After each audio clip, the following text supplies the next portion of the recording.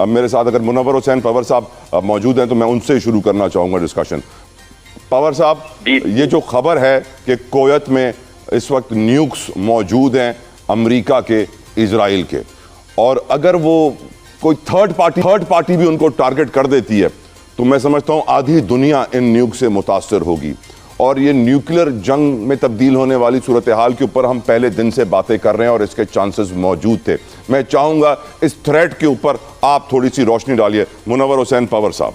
जतिन साहब, पहले तो बहुत शुक्रिया आपने प्रोग्राम में मदऊ किया। आपको, आपकी टीम को, आपके रहने वालों को और मेहमानों को सबको सलाम।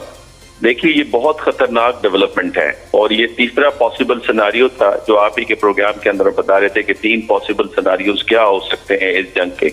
ये आखिरी सिनारियो है, बिकॉज इस वक्त जो फ्रस्ट्रेशन का लेवल है और कंफ्यूजन का लेवल है वो बहुत ज्यादा बढ़ रहा है अमेरिका के अंदर, और दूसरी तरफ जो इजराइल है उसके अंदर फ्रस्ट्रेशन नहीं है, उसके अंदर एस्केथोलॉजिकल उनके पास एक एक्सप्लेनेशन है।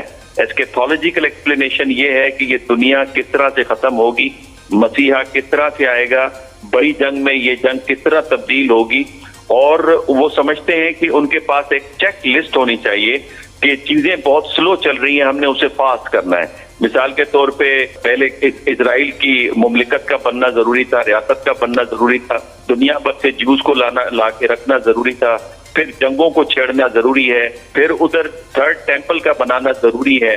मेरा ख्याल है कि ये एस्केलेशन की तरफ ले जा रहा है। और फिर दूसरे रिलीजन के अंदर भी, खुद इस्लाम के अंदर, क्रिश्चियनिटी के अंदर भी उनकी भी एक एस्केथोलॉजिकल एक्सप्लेनेशन है, और बिहाइंड द कर्टन एक्चुअली वही फलसफा, वही माइंडसेट काम कर रहा होता है। इसलिए आपको ये एस्केलेशन बढ़ती नजर आ रही है और यही वजह है कि हम न्यूक्लियर एस्केलेशन की तरफ जा रहे हैं। और ये बड़ी खबर थी, कल जब मुझे ये मालूम हुआ तो मैंने इसको इन्वेस्टिगेट करने की भी कोशिश की। बुनियादी तौर पे ये ईरानी इंटेलिजेंस रिपोर्ट है और उनका मानना है कि अमेरिकन और इजरायलियों ने एक जगह न्यूक्लियर कुछ न्यूक्स डंप किए हुए हैं, और अगर खुदा न खास्ता वो निशाने पे आ जाते हैं तो पूरा अरब पेनिनसुला राख में तब्दील हो जाएगा। कुछ का ख्याल है कि ये खास प्रोसेस के बगैर एक्सप्लोड नहीं हो सकते।